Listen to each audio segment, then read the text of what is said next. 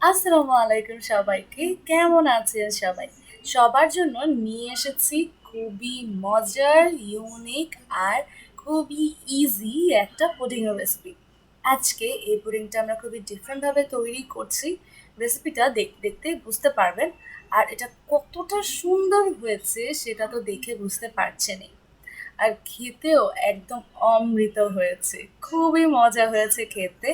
Just আমি একাই এই পুরো পুডিংটা শেষ করে ফেলতে পারবো, এটা এতটা টেস্টি।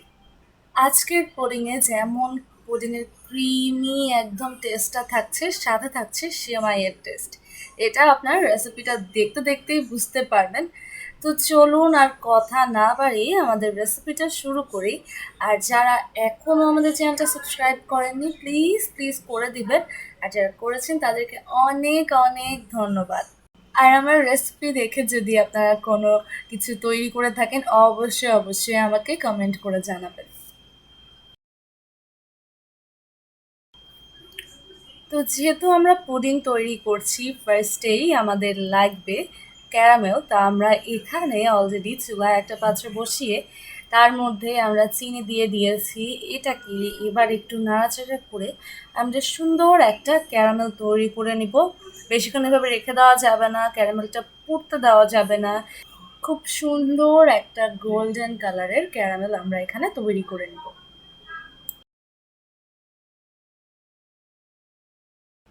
তো এই যে আমাদের ক্যারামেলটা এখন হয়ে গিয়েছে।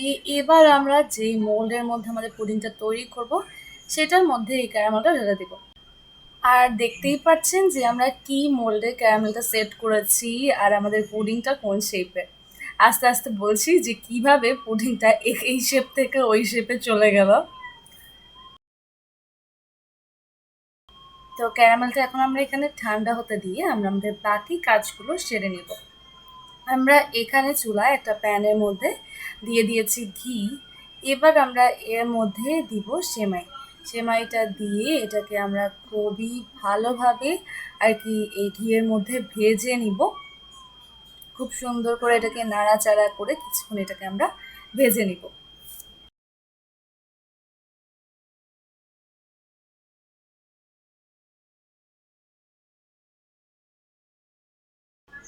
তো এটাকে আমরা কিছুক্ষণ এভাবে নাড়াচাড়া করে কিছুক্ষণ ভেজে তারপর আমরা এটাকে নামিয়ে নিব। আর আমাদের মোল্ডের মধ্যেও আমাদের ক্যারামেলটা একদম ঠান্ডা হয়ে গিয়েছে। এবার আমরা এর মধ্যে আমাদের এই যে সেমাইটা দিয়ে দিব। জাস্ট নিচের লেয়ারের জন্য যতটুকু লাগে অতটুকুই আমরা এখানে দিব। মানে খুব সুন্দর একটা লেয়ার আমরা নিচে তৈরি করব। তো আমরা তো ভেবেছিলাম যে এই মোল্ডেই আমরা আমাদের পুডিংটা তৈরি করব, কিন্তু দেখতেই পাচ্ছেন যে এটা ওই মোল্ডগুলো যেগুলো হচ্ছে খোলা যায় সাইড থেকে। যখন আমরা এই ব্যাটারটা তৈরি করে আমাদের এই মোল্ডের মধ্যে দিয়েছি, পুরো ব্যাটারটা একদম নিচে দিয়ে বেরিয়ে গিয়েছে। তার জন্য আমরা এই মোল্ডে করতে পারিনি। তো আমরা এখানে একটা ব্লেন্ডারের জারের মধ্যে দিয়ে দিয়েছি 4টা ডিম, তারপর দিয়ে দিলাম হাফ কাপ সুগার, তারপর আমরা এখানে অ্যাড করছি লিকুইড মিল্ক। আমরা এখানে 2 কাপ লিকুইড মিল্ক অ্যাড করব। এবারে মিক্সচারটাকে আমরা ব্লেন্ড করে নিব। আর একটু পাউডার মিল্কও আমরা এখানে অ্যাড করব।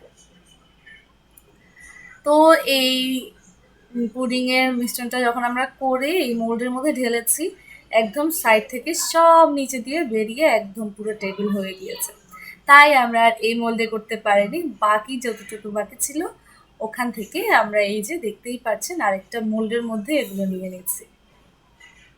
এটার নিচেও আমরা সুন্দর করে ক্যারামেল করে নিয়েছি।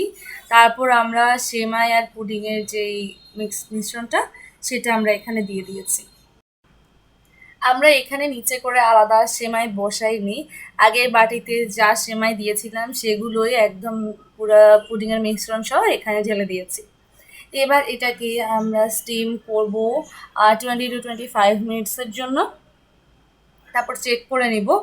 তো এই যে আমাদের পুডিংটা একদম রেডি, দেখতেই পাচ্ছেন উপরে একদম সুন্দর করে সেমাইয়ের লেয়ারটা চলে এসেছে। যখন ঢালবো দেখবেন নিচে সেমাই আর উপরে সুন্দর একটা ক্রিমি পুডিং। তো এখন আমরা এটাকে ঠান্ডা করে তারপর এখানে মোল্ড আউট করতে চলে এসেছি। সাইড থেকে একটা ছুরির সাহায্যে আস্তে করে একটু আলাদা করে দিচ্ছি।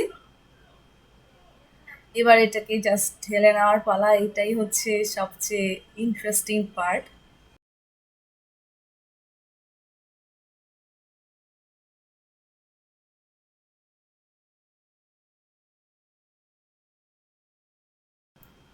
আর ঢালার পর যখন দেখবেন এরকম একটা সুন্দর পুডিং হয়ে বেরিয়েছে, তাহলে তো আর কথাই নেই, কি যে ভালো লাগে। এই যে দেখতেই পাচ্ছেন, মাশাল্লাহ, পুডিংটা এত সুন্দর, এত গ্লসি হয়েছে, আপনারা দেখতেই পাচ্ছেন। এই যে এখন আমরা এটাকে কেটে নিচ্ছি।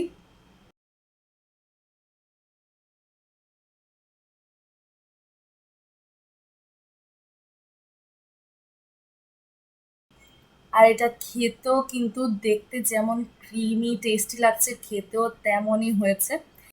এত সফট সুন্দর একটা পুডিং, ও মাই গড!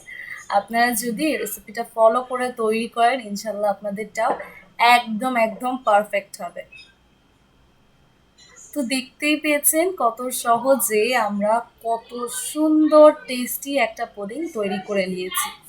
আশা করি আজকের এই রেসিপিটা আপনাদের কাছে ভালো লেগেছে।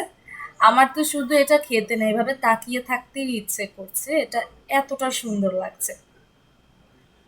তো রেসিপিটা যদি ভালো লাগে অবশ্যই অবশ্যই লাইক কমেন্ট শেয়ার করবেন, চ্যানেলটা সাবস্ক্রাইব করবেন, পাশে থাকা বেল আইকনে একটা ক্লিক করবেন, যাতে আমার নতুন কোনো রেসিপি আপনার কাছে প্রথমেই পৌঁছে যায়। আর রেসিপিটা দেখে যদি আপনারা তৈরি করেন, অবশ্যই অবশ্যই আমাকে কমেন্ট করে জানাবেন যে আপনাদেরটা কেমন হয়েছে। তো সবাই ভালো থাকবেন, সুস্থ থাকবেন, আমার সাথে থাকবেন। আসসালামু আলাইকুম।